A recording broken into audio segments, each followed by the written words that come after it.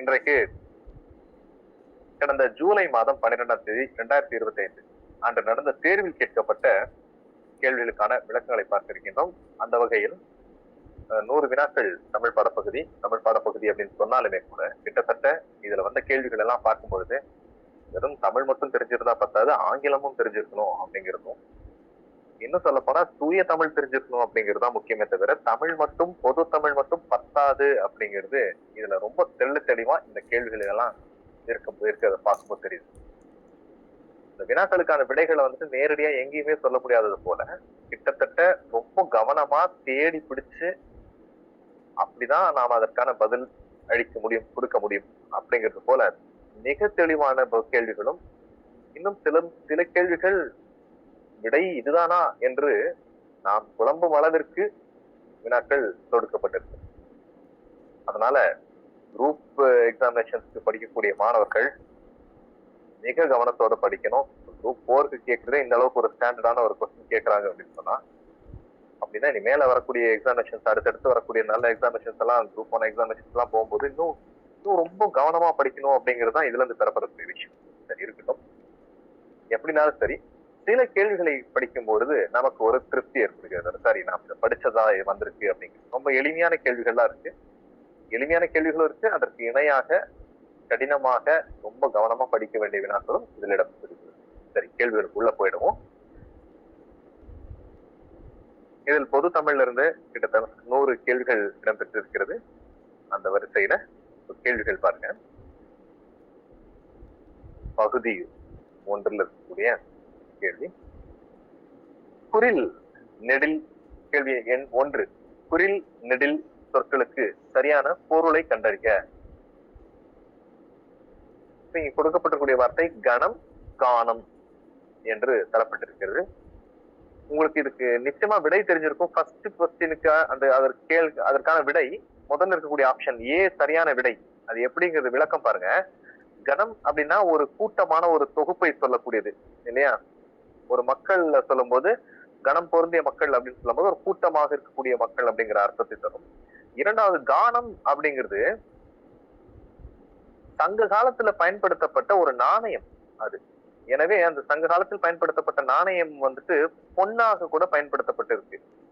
அதனாலதான் அதற்கு பொன் அப்படிங்கிற ஒரு வார்த்தையை தராங்க. இப்ப இது நமக்கு சங்க கால நாணயம் அப்படிங்கிறதையும் தெரிஞ்சிருக்க வச்சிருக்கணும். இந்த வார்த்தையை அர்த்தம் நமக்கு தெரிஞ்சிருந்தா மட்டும்தான் இதை பயன்படுத்த முடியும். இன்னும் சில வார்த்தைகள்லாம் இருந்தாலும் கூட நல்ல வேளையாக அதற்கு இணையாக கூட்டம், காடு, தோட்டம் அப்படிங்கிற அர்த்தத்தை கொடுக்கல.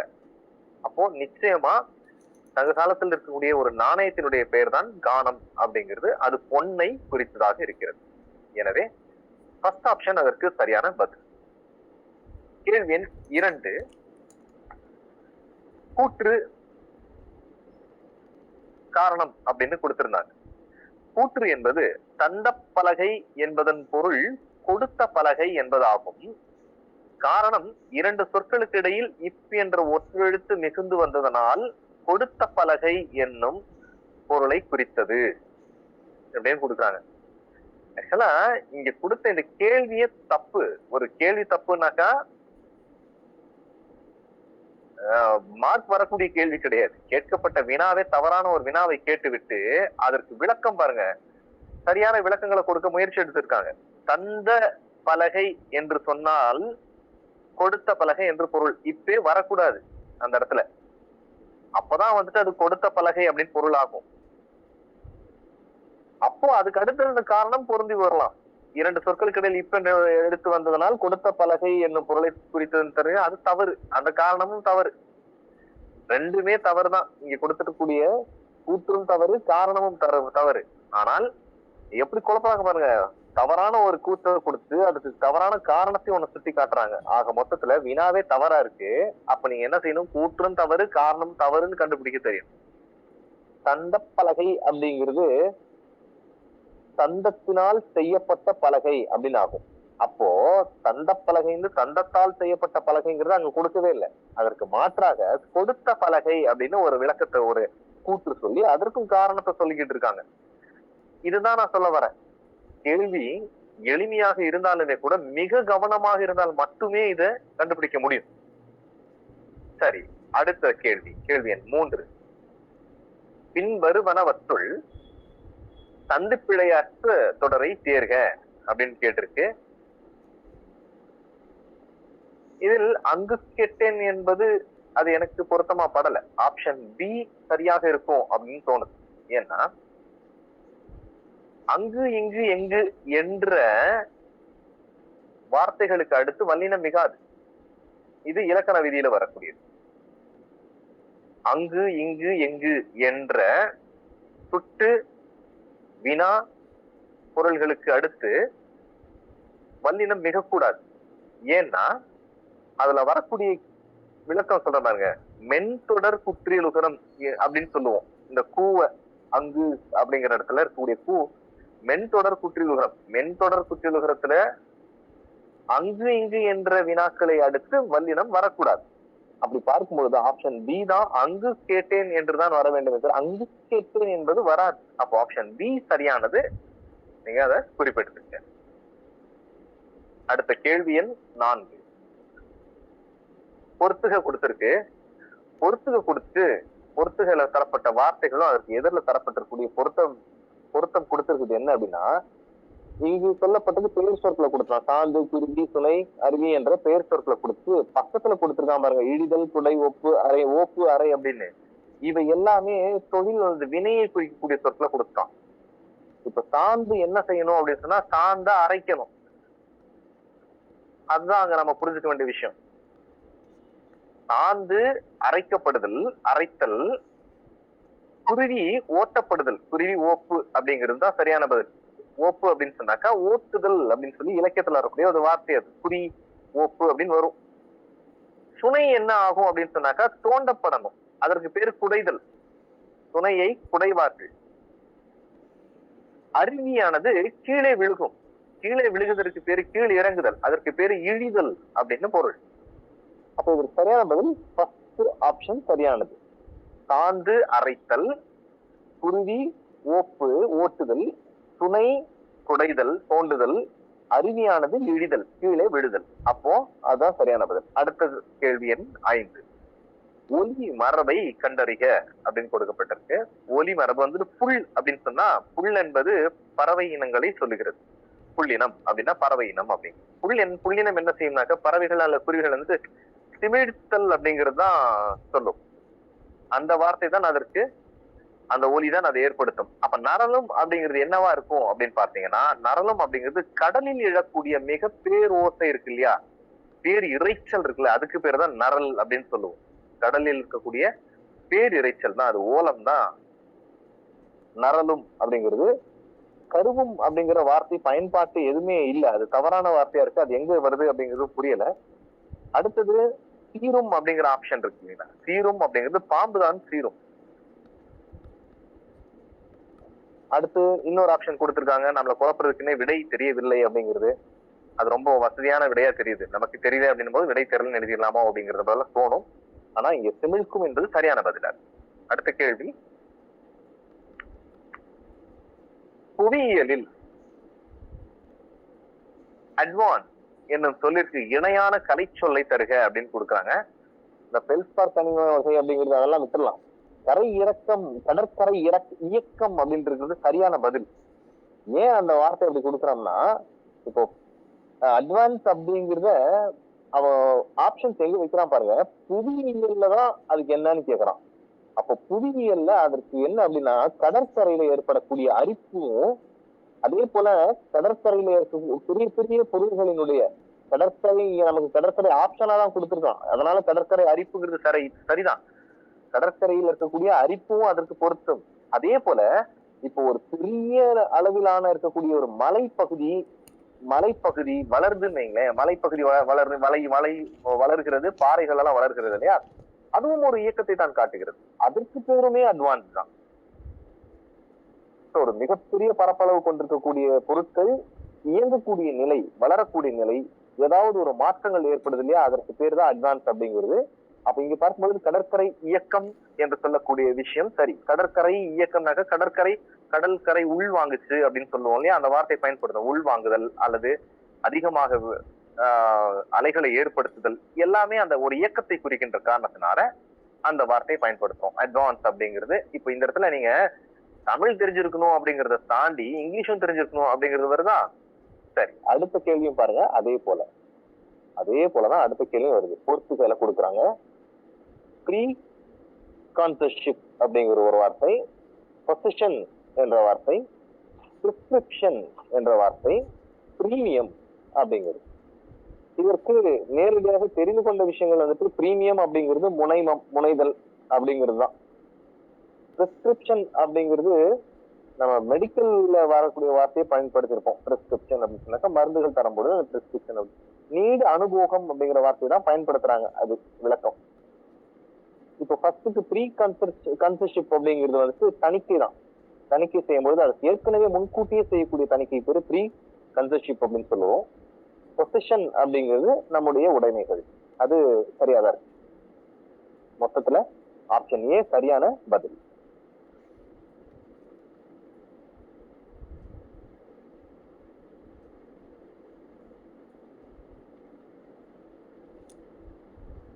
கண்டறிக. உவமைகள் மூலமாக நாம் இதனுடைய பொருள்களை தெரிந்து கொள்ள வேண்டும். இது கொஞ்சம் எளிமையாக இருக்கு இல்லையா? பார்த்த உடனே கொஞ்சம் தமிழுக்கு தொடர்புடையதாக இருக்கு. அலை ஓய்ந்த கடல் போல அப்படின்னு சொல்லும் போது நல்ல சத்தம் போட்டு கடைசியா அமைதியை நோக்கி வரக்கூடிய நிலைதான் அலை ஓய்ந்த கடல் அப்படிங்கிறது. இரண்டாவது, அடி அற்ற மரம் போல அப்படின்னு சொன்னா பேலன்ஸ் இல்ல, வீழ்ந்து போறது. அவ்வளவுதான். பேலன்ஸ் இல்லைன்னாக்கா பேஸ் இல்ல, அப்போ விழுந்துரும். மத்தில் அகப்பட்ட தயிர் போல அப்படிங்கிறது இக்கட்டான சூழலில் மாட்டிக்கிட்டு முழிக்கிறது அல்லது மாட்டி கஷ்டப்படுறது. அதுக்கு நேரடியா மனம் உடைதல் அப்படிங்கிறதுதான். புயலில் சிக்கிய பூங்கொடி போல அப்படின்னாக்கா தப்பிக்கவே முடியாது, பயந்து ரொம்ப கஷ்டப்படக்கூடிய ஒரு நிலை, அது நடுங்குதல். ஆப்ஷன் ஏ சரியான பதில். அடுத்த கேள்வி, உகிர் சுற்றின் மேல் உலக்கை விழுந்தால் போல. இதுல வந்துட்டு உகிர் என்பது என்ன அப்படின்னு கேக்குறாங்க. உயிர் சுற்றின் மேல் உலக்கை அப்படின்னு சொன்ன அப்படின்னா இந்த வார்த்தையை நீங்க எங்க கேள்விப்பட்டிருக்கீங்கன்னாக்கா, இந்த சிறிய குட்டியா இருக்கக்கூடிய ஒரு புலியை சொல்லும் பொழுது கோடுகளை கொண்ட உகிர், கோட்டுகிர் அப்படின்னு ஒரு வார்த்தை நீங்க எங்கேயாவது கேள்விப்பட்டிருக்கலாம் இலக்கியத்துல. புலிக்குட்டியினுடைய கைகளில், அதனுடைய கைகளில் நகம் வெளிவராத புலிக்குட்டியை சொல்லும் பொழுது கோடுகிர் அப்படின்ற ஒரு வார்த்தையை பயன்படுத்துவாங்க. அதாவது அதனுடைய உடலில் கோடுகளை கொண்ட புலி, அதனுடைய கைகளில் இருந்து நகம் இன்னும் வெளிப்படவில்லை அப்படின்னும் போது அந்த உகிர், கோடு உகிர் அப்படின்ற வார்த்தையை பயன்படுத்துவாங்க. அப்படின்னா உகிர் என்றால் நகம். அப்போ உகிர் சுத்தின் மேல் அப்படின்னாக்கா நகத்தின் மேலு உலக்கை விழுந்ததை போல, அப்படின்னா நகச்சுத்தின் மேலு உலக்கை விழுந்ததை போல என்பது சரியானது. அடுத்தது, கடைச்சங்க காலத்தில். கேள்வி எண் 10. கடைச்சங்க காலத்தில் தமிழகத்தில் எழுதப்பட்ட எழுத்துகள் அழைக்கப்பட்ட விதத்தை கண்டறிக அப்படின்னு சொல்றாங்க. இது நல்ல வேலையா நீங்க படிச்ச விஷயம்தான். இது ஆன்சர் வந்துட்டு கண் எழுத்துகள் என்பது மிக சரி.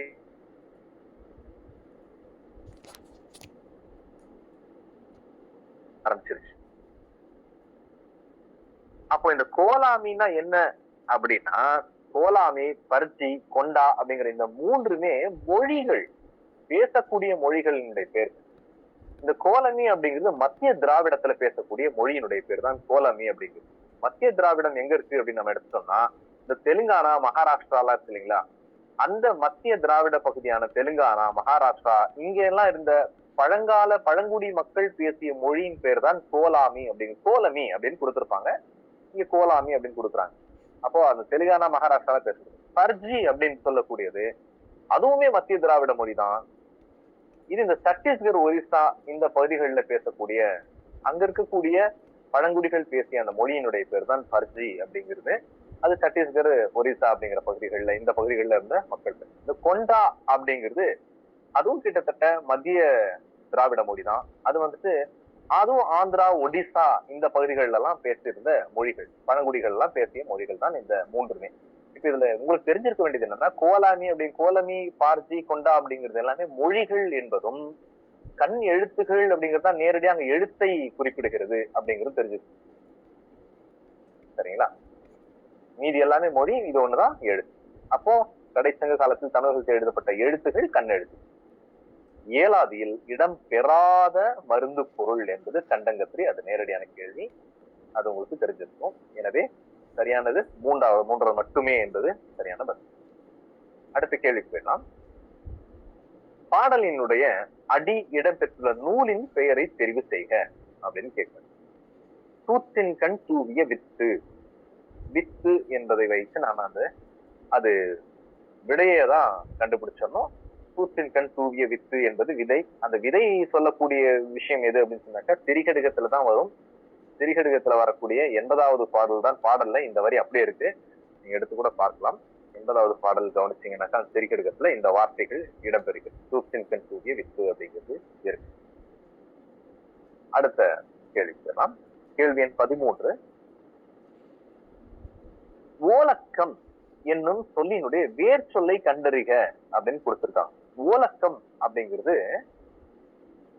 சபையை குறிக்கக்கூடிய வார்த்தை. சபை, இதுல சபை அல்லது இன்னொரு அவைக்களம் அப்படிங்கிறது தான் ஓலக்கம் அப்படின்னு சொல்றோம். சபையையோ அவைக்களத்தையோ குறித்தாலுமே கூட சபைனாக்கா சாதாரண சபையில அரசர்கள் கூடியிருக்கக்கூடிய ஒரு பெரிய சபையும் அல்லது மாபெரும் புலவர்கள் இருக்கக்கூடிய ஒரு அவைக்களத்திற்கு தான் ஓலக்கம் என்று ஓலக்களம் என்று கூட சொல்லலாம். அது ஓலக்களம் அல்லது அவைக்களம் அப்படிங்கிறது. அப்போ அதனுடைய வேர்ச்சொல் என்பது ஓல் என்பது சரியானது. சபை என்ற பொருளில் ஓல் என்பதும் அவை என்ற பொருளிலும் அது இடம்பெறும். எனவே ஓல் என்பது சரியான பதில். கேள்வி எண் 14. பொருத்துகள்ல கொடுத்திருக்க அணிகம், அடுத்தது தன்னகரத்துல ஒரு அணிகம், அடுத்தது மெல்லினத்துல ஒரு அணிகம், அணங்கு என்று தரப்பட்டிருக்கு.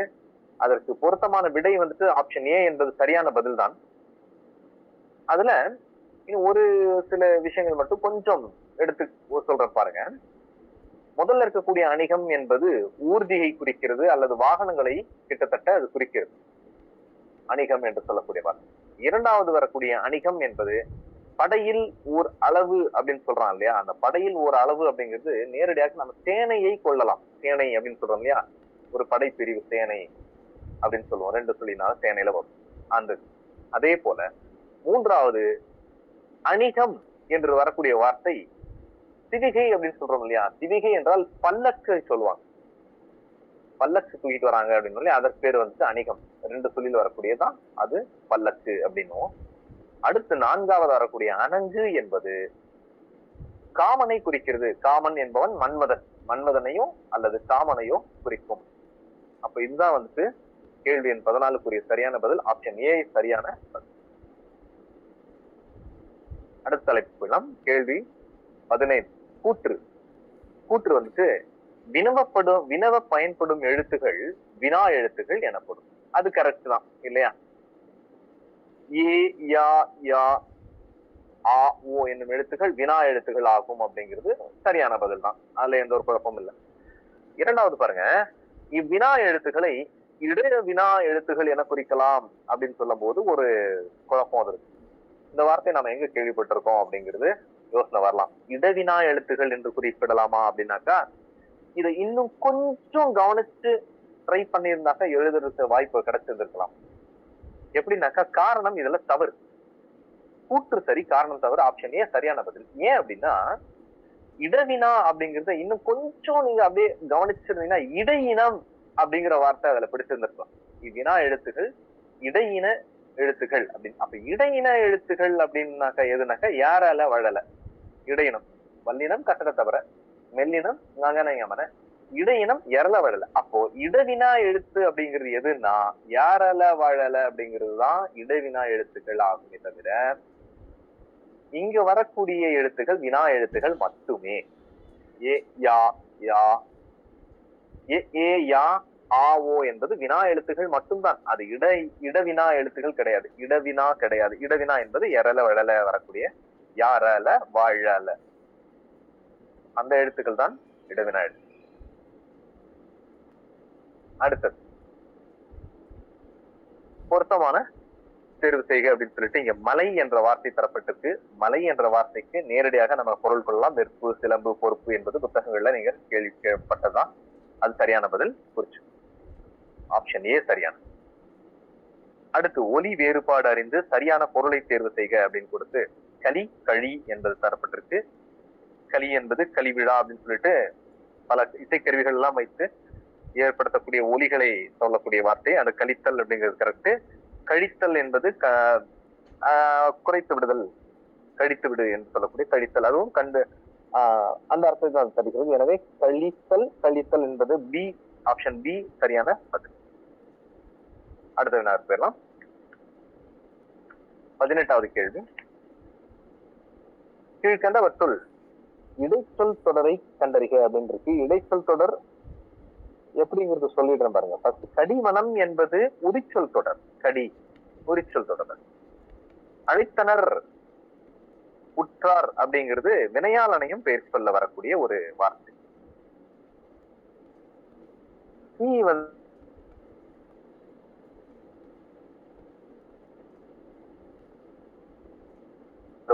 ஓங்கிறது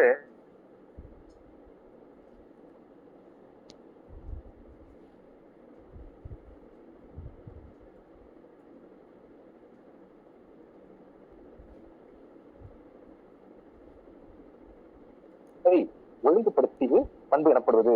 இது கொஞ்சம் மாற்றி மாற்றி தரப்பட்டிருக்கு இல்லையா?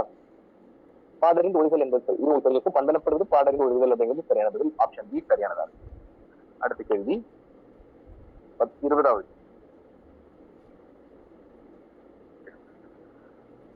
கடுகு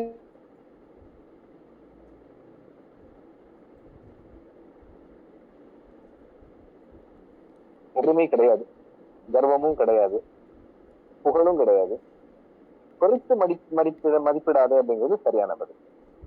ஏன்னா எந்த ஒரு விஷயத்தையும் வந்துட்டு இந்த கடுகு சின்னதா இருக்கு அப்படிங்கிறதுக்காக அதுல காரம் போகாது, இது வந்து நம்ம குறைச்சு மதிப்பிட வேண்டாம் அப்படிங்கிறது தான் அதுல நேரடியாக நான் பொருள் கொள்ளலாம். இது கொஞ்சம் எளிமையா இருக்கு. அடுத்த கேள்வி. மரபு தொடருக்கு ஏற்ற பொருளை பொறுத்துக. கடன் கழித்தல் அப்படின்னா சும்மா கடனுக்கு செய்யற அப்படின்னு சொல்லுவாங்க இல்லையா, ஒரு வார்த்தை மனம் இல்லாமல் செய்யக்கூடிய வார்த்தை தான் இந்த கடன் கழித்தல் அப்படிங்கிறது.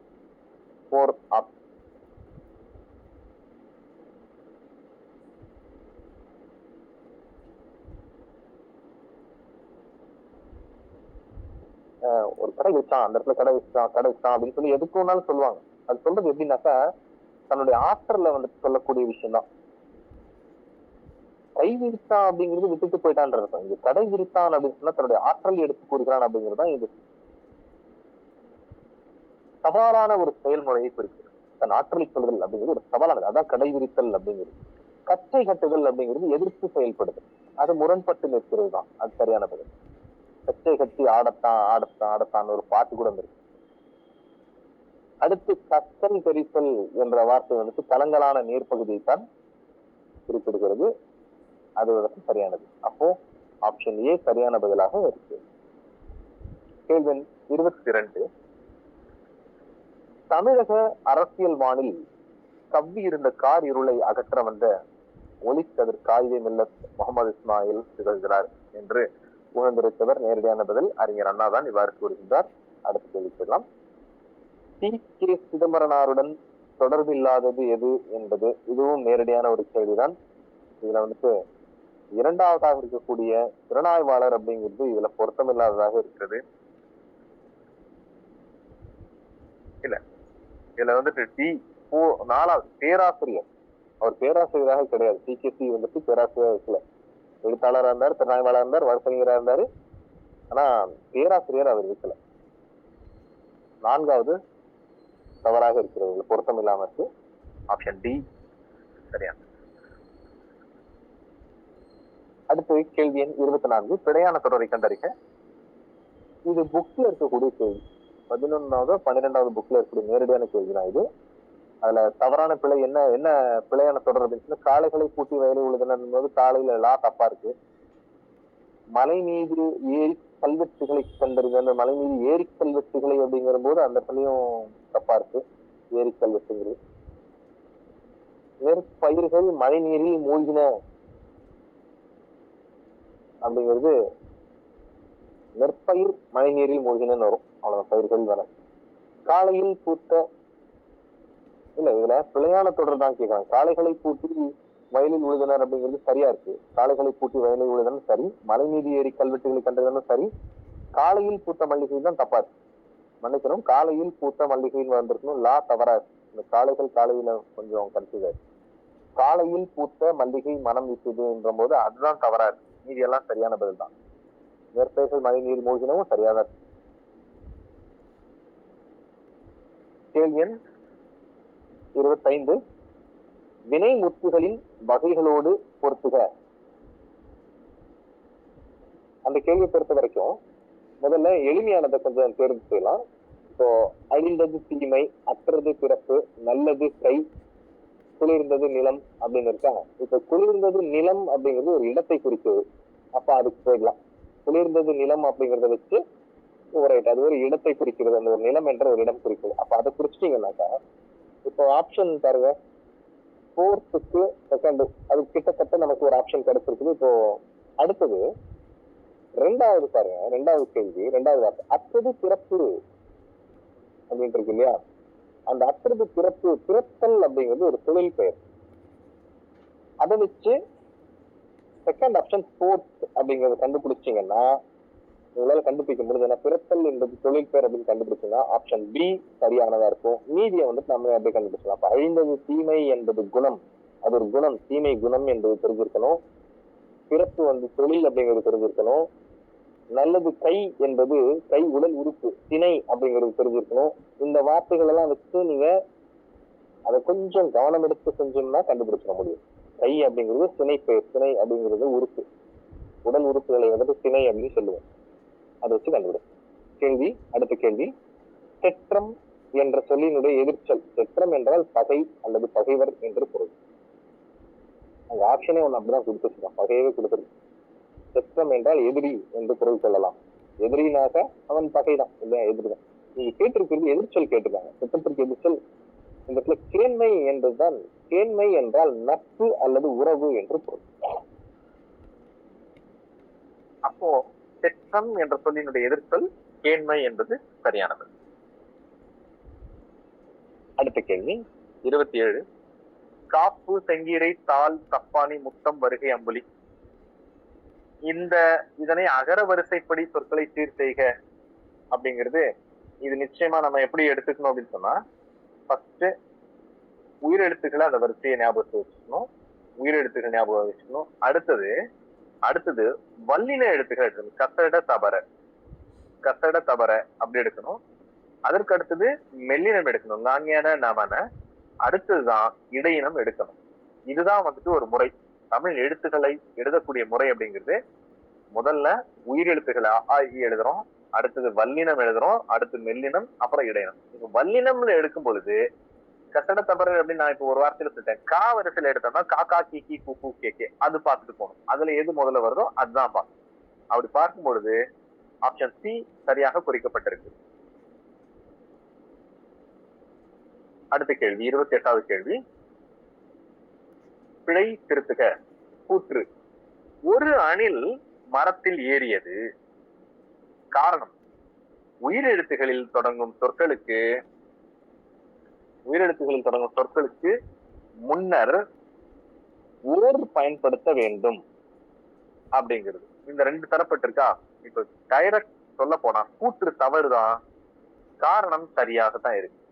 இதுல ஆப்ஷன் பிங்கிறது சரி. இப்ப நம்ம என்ன வந்திருக்கோம்னா, கூற்று ஓர் அணில் மரத்தில் ஏறியது அப்படின்னு வந்திருந்தா கரெக்ட். ஆனா ஒரு கொடுத்திருக்கிறதுனால தவறா போயிடுச்சு. அந்த கூற்று தவறு, காரணம் சரியாக.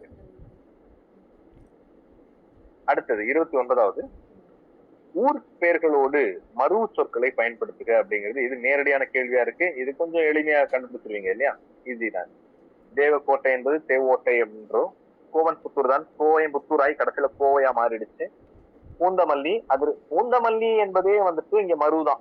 பூவிருந்தவல்லி அப்படிங்கிறது தான் வந்திருந்திருக்கும். அவன் கொடுக்கவே பூந்தமல்லின்னு கொடுத்து அதை மறுபடியும் பூனமல்லின்னு கொடுக்குறான். சோ அங்கேயே கொஞ்சம் தவறு கொடுக்கப்பட்டிருக்கு. சோழ நாடு என்பது சோநாடு என்று மருவி இருக்குதா சொல்லப்பட்டு, இது கரெக்ட். அப்படி பார்க்கும்போது ஆப்ஷன் பி சரியானது.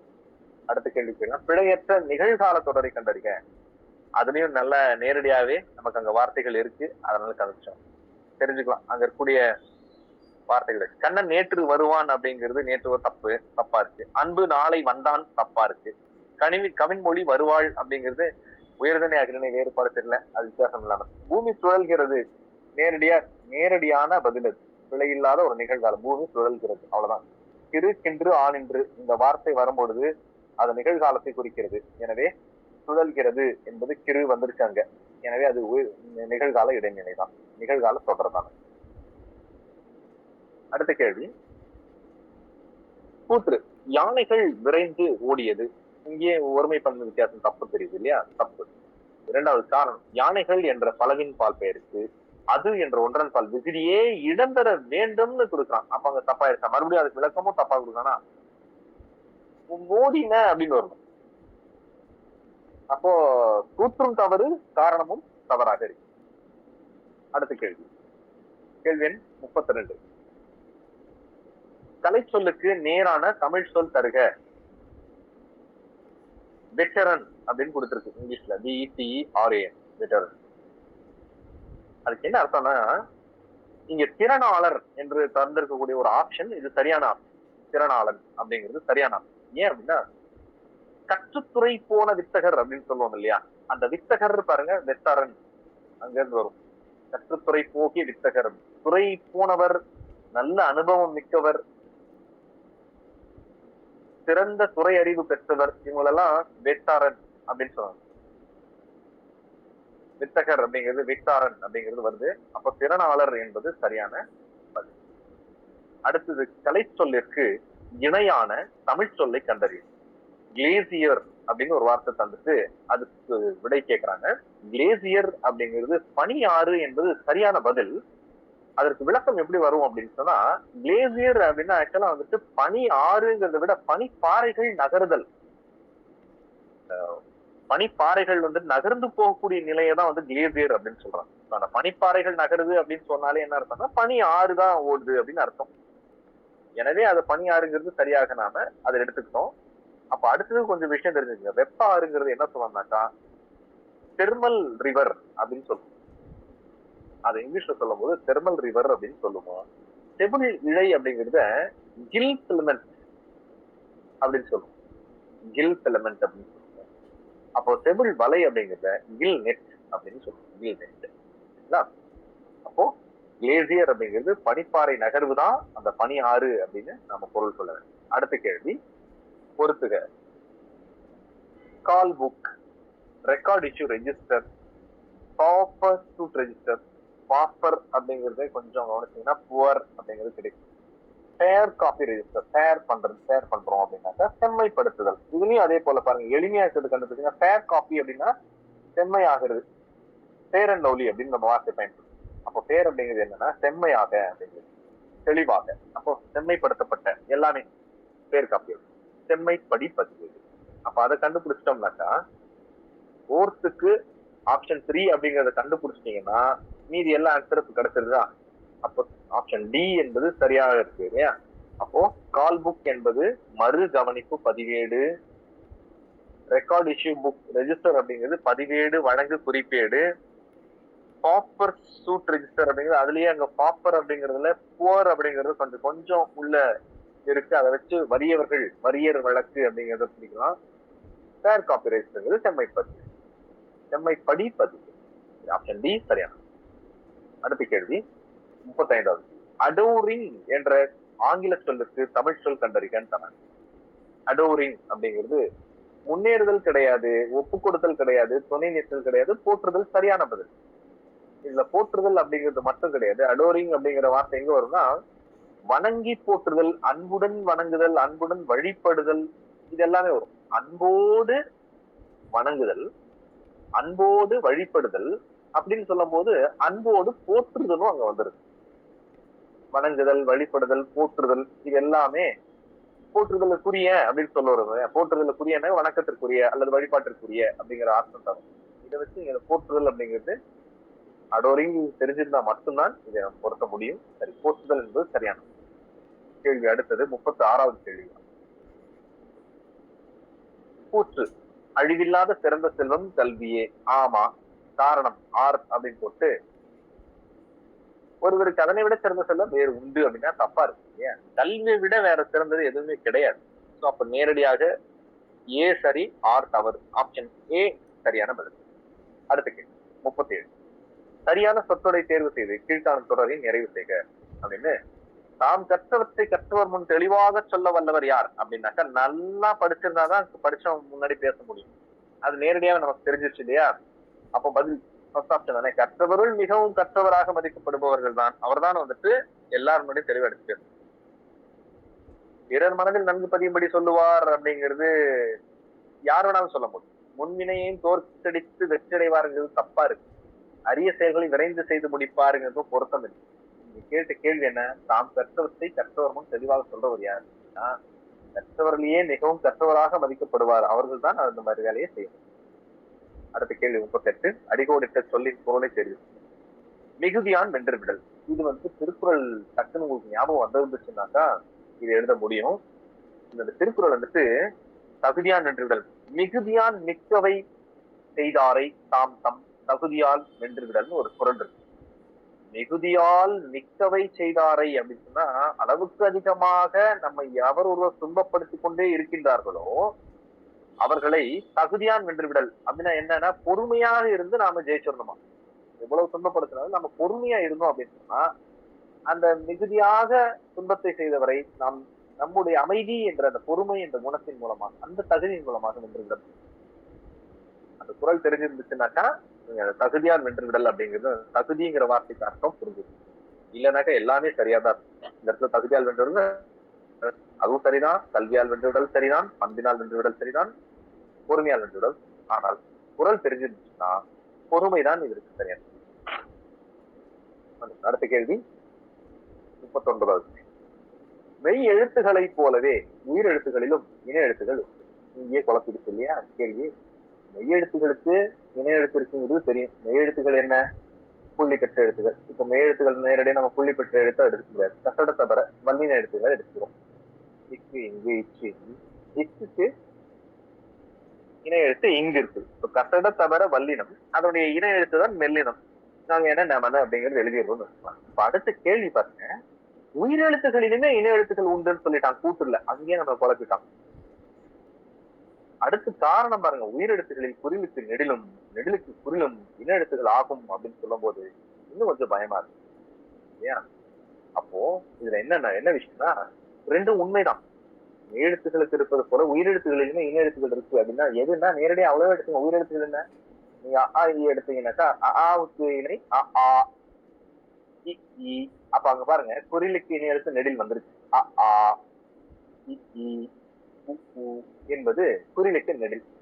நெடிலுக்கு குறில் எழுத்து அப்படிங்கிறது என்ன சொல்ல வரான் அப்படின்னா, அளபடையில நீங்க கவனிக்கணும். அளபடையில செய்யுளு செயலபடை, சொல்லு செயலபடை, இனி செயலபடை படிச்சிருக்கீங்க. செய்யுளு செயலபடைக்கு படா அப்படின்னு எழுதுவீங்க. அகரம் நீண்டு ஒலிக்கும் இல்லையா? அப்போ படா அப்படின்னு எழுதுவோமே. அதே போல குறி அப்படின்னு எழுதியிருப்போம். ஈ நெடில் போட்டு ஈ போடும். அப்போ நெடில் ஈக்கு இன்னொரு ஈ குறில் இருக்கு. அப்ப ரெண்டுமே சரி, கூற்றும் சரி, காரணம் சரி. C option correct. கேள்வி 40 பொறுத்துக. மறுப்பு, விறகு, மருகன், சீரடி அப்படின்னு இருக்கு. இதுல ஒரு 2 விஷயங்கள் அது எதிரில பாருங்க, வழி வந்தோம், தந்திரம், சிறியடி, யானை தந்தம்னு கொடுத்திருக்காங்க. இப்ப இதுல ஒரு 2 விஷயம் உங்களுக்கு தெரிஞ்சிருச்சுனாக்கா நீங்க கண்டுபிடிச்சிடலாம் பதில. சீரடி அப்படிங்கிறது சிறிய அடி என்பது நேரடியா நம்ம கொடுத்திருக்குமே, சரிங்களா? ஆனா இப்போ அது ஆப்ஷன் நிறைய கொடுத்தோம் கீழே ஆன்சர்ல. ஆப்ஷன் சி சரியான பதில் தான். இருந்தாலும் அடுத்தது இந்த மறுப்பு அப்படிங்கிறது யானை தந்தத்தை குறிக்கிறது அப்படின்னு தெரிஞ்சிருக்கிறோம். யானை தந்தம் அப்படிங்கிறது தான் மறுப்பு அப்படின்னு சொல்லுவோம். அப்போ அந்த அங்க ஆன்சர் அங்க இருக்கு, யானை தந்தம் என்பது அங்க இருக்கு. அப்ப நீங்க அதை நேரடியா அதை குறிச்சிடலாம். மறுப்பு அப்படின்னா 4th ஆப்ஷன்ல யானை தந்தம் இருக்கு. அப்போ அதுக்கு நீங்க கோடு போட்டீங்கன்னா கரெக்டா இது 2 கண்டுபிடிச்சிருந்தீங்கன்னா அடுத்தது ஆப்ஷன் உங்களுக்கு அங்கேயே ஆன்சரை கொடுத்துடுறான் இல்லையா? ஆனா இதுல இன்னொரு பாருங்க, 1க்கு 10க்கு 4th ஆப்ஷன், ஆப்ஷன் சில கொடுத்துருக்கான் பாருங்க. மேல இருந்து கீழே ஆப்ஷன்ஸை பார்த்தீங்கன்னா நீங்க கண்டுபிடிக்க முடியும். சரி, அப்படின்னா விறகு அப்படிங்கிறது என்ன அர்த்தம் அப்படின்னா, விறகு அப்படிங்கிறது தந்திரத்தை குறிப்பிடுகிறது. நேரடியாக அப்படியே அதே டைரக்ட் அதே கொஸ்டின் தான். தந்திரத்தை குறிக்கிறது. தந்திரம் மட்டும் கிடையாது. விறகு அப்படின்னு சொன்னா திறமையையும் குறிக்கும், சூழ்ச்சியை குறிக்கும், விவேகத்தை குறிக்கும். விறகு என்ற ஒரு சொல்லுக்கு எத்தனை வார்த்தைகள் இருப்பாங்க? தந்திரம், திறமை, சூழ்ச்சி, விவேகம், இந்த மாதிரியான வார்த்தைகள் எல்லாமே. மருகன் அப்படின்னாக்கா நமக்கு அங்கேயே தெரியுது. மருமகன் அப்படிங்கிறது தான் மருகன் அப்படின்னு சொல்றோம். வழி வந்தவன், மருமகன், வழி வந்தவன் யார் அப்படின்னாக்கா இன்னொன்னு சகோதரனுடைய மகனையோ அல்லது சகோதரனுடைய மகளையோ மருமகனையோ சொல்றதுதான்.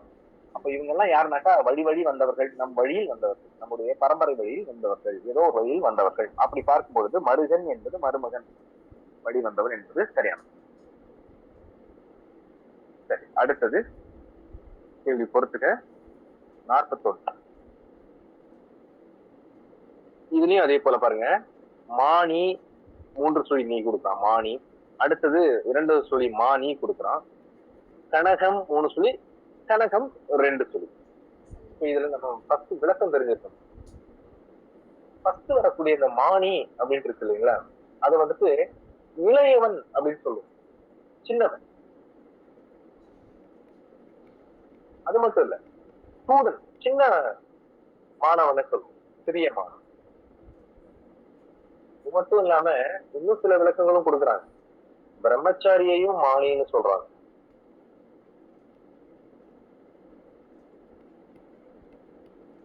பிறகு கோயில்ல இருக்கக்கூடிய உதவியாளர்களையும் அப்படி சொல்றாங்க. அப்ப இது எல்லாமே வார்த்தைகள் எல்லாம் பார்த்தோம்னாக்கா அந்த சின்ன உறுப்பு அப்படி சிறியவர்கள், சிறிய பகுதியை கொண்டவர்கள் அப்படிங்கிற வார்த்தை எல்லாம் தர்றதுனால அந்த புள்ளன் அப்படிங்கிறது பொருத்தமா தெரியும்.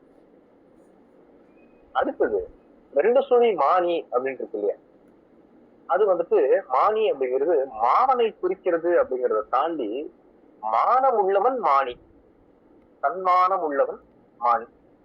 2 சுழி மானி, மானியம் பெறுகிறது மானி. அது மட்டும் இல்லாம வெப்பமானியை குறிக்கிறது, வேகமா சொல்லக்கூடிய வேகமானியை எல்லாம் குறிக்கிறது. எதுவா இருந்தாலுமே மானி என்பது நமக்கு மானம் உள்ளவன் மாமன் அப்படின்னு எடுத்துக்கலாம். நேரடியா மாமன் என்பதை ஏற்றுக்கொள்ளலாம். அடுத்தது கனகம் என்பது, கனகம் அது ஒரு வகையான படைப்பிரிவு குறிக்குது. கனகம் அப்படிங்கிறது படைப்பிரிவு. அங்க ஆப்ஷன் இருக்கு நமக்கு.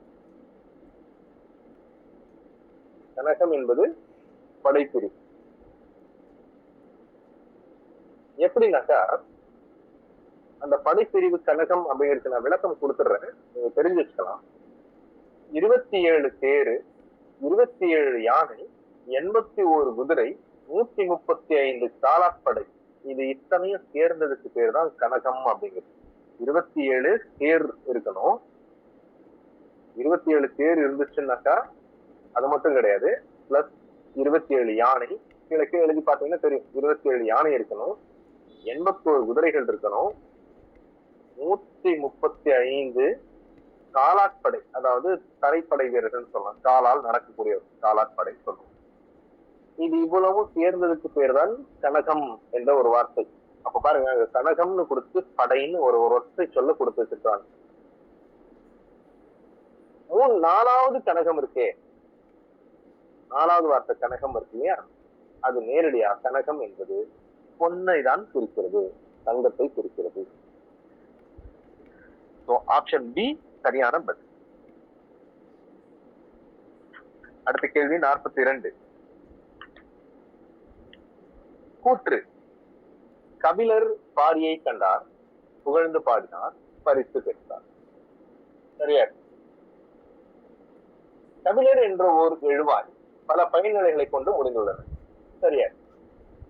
முடிஞ்சு போச்சா? கூற்றும் காரணம் இரண்டும். அடுத்த கேள்வி. ஆசிரியர் புகழினியாளிடம் வந்து கேள்வி கேட்டு பதில் கூறுமாறு செய்தார். இவ்வாக்கியத்தில் சரியான இடத்தில் கால் புள்ளியிடுக. கால் புள்ளி அப்படிங்கிறது கமா.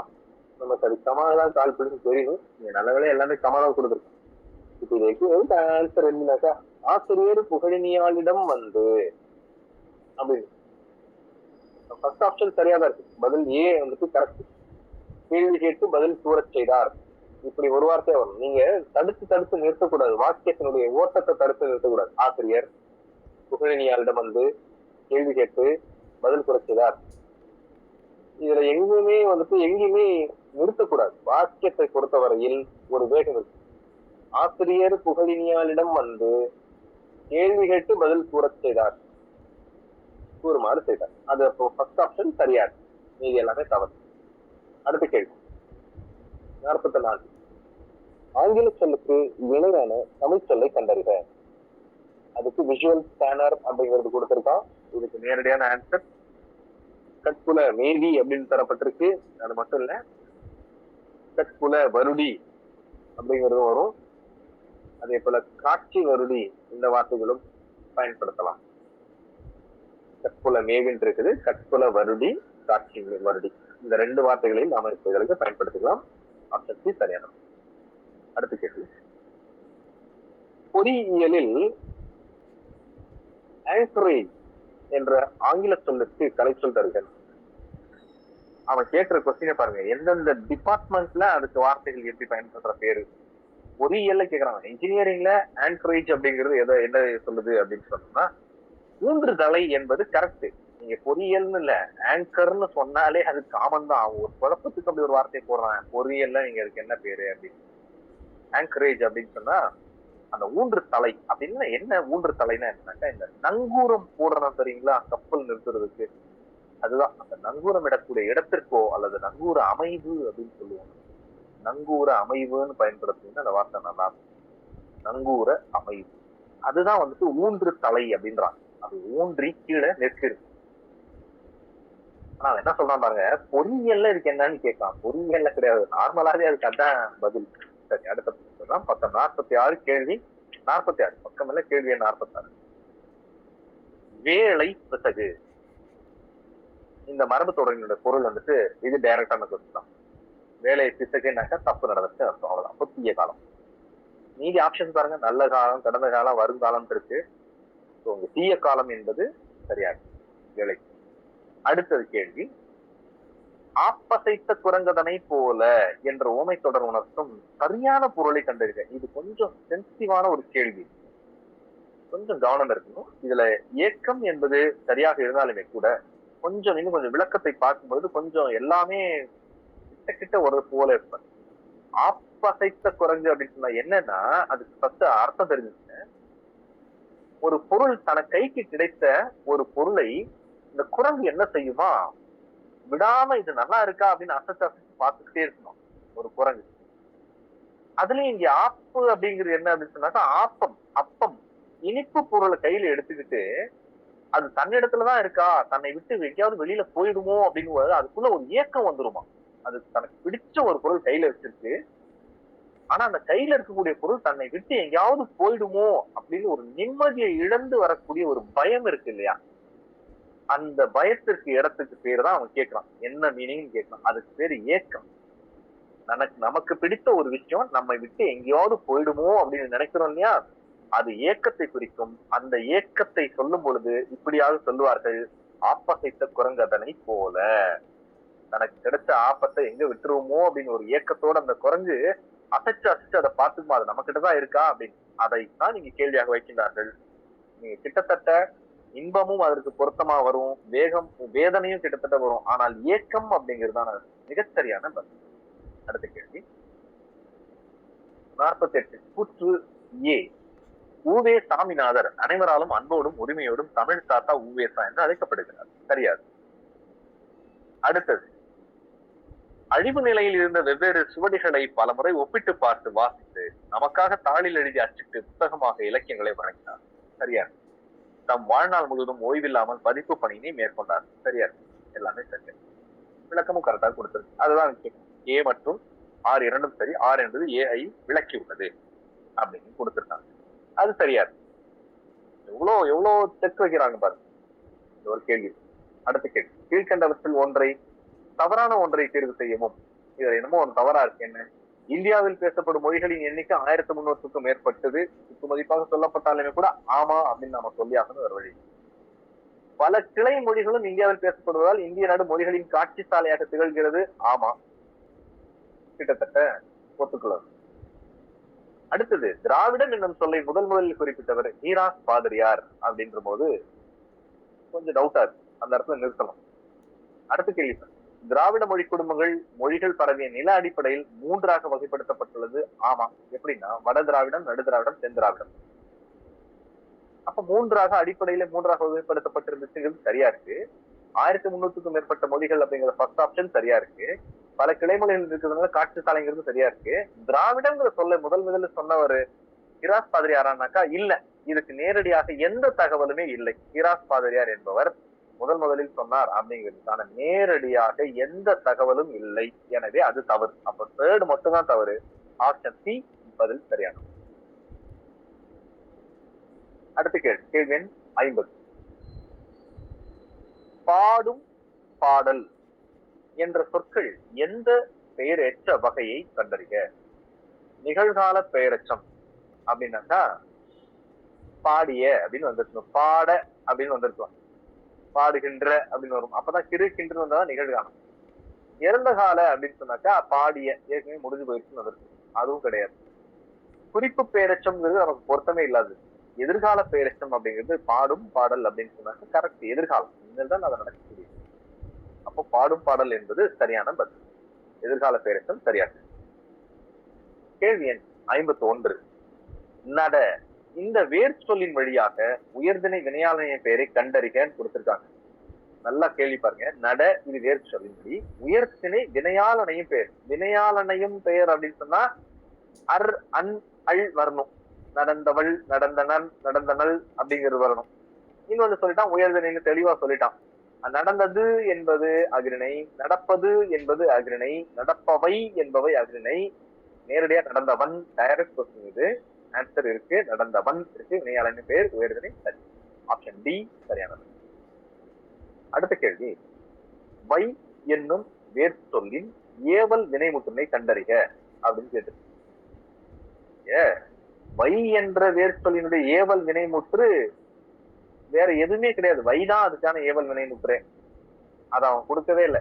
ஏவல் வினைமுற்றுங்கிறதே வைதான். வை அப்படின்னு சொல்றது ஏவல் தான், ஏவல் வினைமுற்று தான், முடிஞ்சு போயிடுச்சு. அங்க வைத்த அப்படின்றது பெயரச்சத்தையும், வைத்து என்பது வினையச்சத்தையும், வைத்தது என்றது வினைமுற்றையும், வைத்தாள் என்றது பெண்பால் வினைமுற்றையும் கொடுத்து வச்சிருக்கான். அதனால இதை நமக்கு வந்துட்டு கிட்டத்தட்ட இந்த கொஸ்டினே ராங். அப்ப நம்ம என்ன செஞ்சிருக்கோம் தெரியுங்களா? விடை தெரியவில்லைன்னு குறிக்க தெரியும். இங்கதான் உங்களுக்கு ஒரு செக் வச்சிருக்கான் இந்த கேள்வி. அப்போ கொஸ்டின் ராங், இது கேள்வியே தவறாக தவறான கேள்வியை கேட்டிருக்கும் பொழுது நீங்க விடை தெரியவில்லைன்னு கொடுத்தீங்கன்னா அது சரியான ஆன்சரா போயிருக்கு. அப்போ இதுக்கு கிரேஸ் மார்க் வருமா அப்படின்னு கேட்டா வராது. நீங்க விடை தெரியவில்லைன்னு குறிச்சிருது. கேள்வி எண் 53. இரு பொருள் தருக தாரணி கொடுத்தான். அது நல்லா தெரிஞ்சிருக்கும் உங்களுக்கு. தமிழ் பேசக்கூடிய மாணவர்களுக்கு எல்லாருக்குமே தெரிஞ்சிருக்கும். தாரணி, தரணி என்கும், தாரணி என்கும் எல்லாமே பூமியை குறிக்கும். ஆப்ஷன் டி சரியான. கேள்வி எண் 54. ஒரு பொருள் பன்மொழியில் மீனிசை ஞாயிறு என்ற சொற்கள் உணர்த்தும் பொருள்களை கண்டறிக. மீனிசை என்பது சாப்தான், அவ்வளவுதான், மேல் பகுதி. நேரடியான பதில். ஞாயிறுனாக்கா சூரியன். அப்போ மீனிசை ஞாயிறு மேல் பகுதியில் உள்ள சூரியன். அடுத்தது பொருந்தாத சொல்லை கண்டறிதல். என்னமோ கொடுத்து வச்சிருக்கான், முரல், வகுளி, வாழை, வியாழம் அப்படிங்கிறது. ஒன்னே ஒண்ணு நீங்க ட்ரை பண்ணி பாத்தீங்கன்னாக்கா வாழை அப்படிங்கிறது மீன் வகையில் கண்டுபிடிக்கிறோம். அப்போ முரல் என்பது என்னன்னா அதுவும் மீன் வகைதான், வகுளி என்பது மீன் வகைதான், வாழை என்பதும் மீன் வகைதான். ஆனா அடுத்து வியாழம் அப்படின்னு ஒண்ணு இருக்கு இல்லையா, அது என்ன அப்படின்னா பாம்பு வகையையோ அல்லது புலி வகையையோ குறிக்குது. இன்னும் சில இடங்கள்ல கெட்ட குணமா இருக்கக்கூடிய யானையையும் குறிக்குது. ஆக மொத்தத்துல வியாழன் என்பது இங்க பொருத்தம் இல்லாது. ஆனா என்னன்னாக்கா பொருத்தமா இருக்கக்கூடிய 3 விஷயங்களை நமக்கு தெரிஞ்சிருக்கணும். மீன் வகைகள்ல முரல், வகுளி, வாழை எல்லாம் இருக்குங்கிறது தெரிஞ்சிருக்கணும். ஆப்ஷன் டி சரியானது. கேள்வி 56. பிற வினை தொடரை கண்டறிக. இதுவும் நேரடியான கேள்விதான். பிறவினை. அன்பு பாடல் பாடினான் அப்படிங்கிறது வந்துட்டு தானே பாடுறான், அவ்வளவுதான்.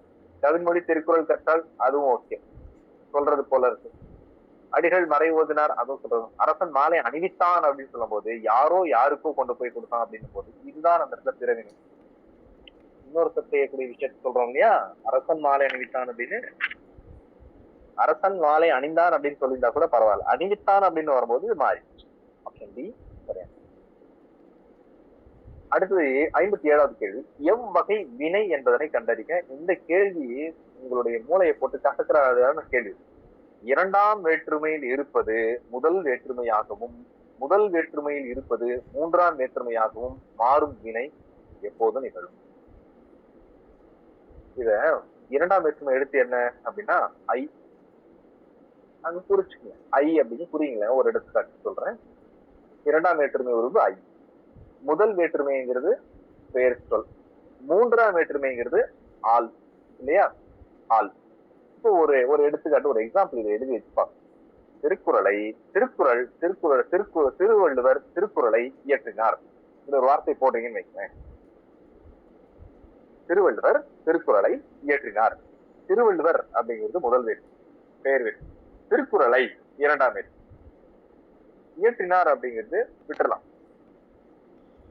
இப்ப நான் சொன்னது பாருங்க, இரண்டாம் வேற்றுமையில் இருப்பது அப்படின்னா ஐ இருக்கா, இரண்டாம் வேற்றுமையில் இருப்பது ஐ. இப்ப இந்த வார்த்தை அப்படியே அவங்க எழுதுற மாதிரி, அவங்க கேட்ட கேள்வி மாதிரியே எழுதலாமா? இரண்டாம் வேற்றுமையில் இருப்பது திருக்குறளை அப்படின்னு வரணும். திருக்குறளை திருவள்ளுவர் இயற்றினார் அப்படின்னு எழுதணும். இப்போ முதல் வேற்றுமையில் இருப்பது மூன்றாம் வேற்றுமையாக மாற்றணும் அப்படின்னு சொன்னா திருவள்ளுவரால், முதல் வேற்றுமை என்ன, பெயர் வேற்றுமை. திருவள்ளுவர் அப்படிங்கிற பெயர் வேற்றுமையை அவன் என்ன சொல்ல சொல்றான்னா மூன்றாம் வேற்றுமையாக மாத்துங்கிறான். இங்க திருக்குறள் அப்படிங்கிறது திருவள்ளுவரால் இயற்றப்பட்டது அப்படின்னு மாறிடுச்சு. அப்போ திருவள்ளுவர் திருக்குறளை இயற்றினார் அப்படிங்கிறது செய்வினை.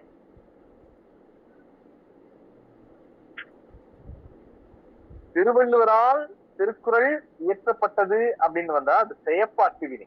அப்ப அவன் சொல்லக்கூடிய மேல சொன்ன விஷயம் மாறு கிடைக்குது நமக்கு.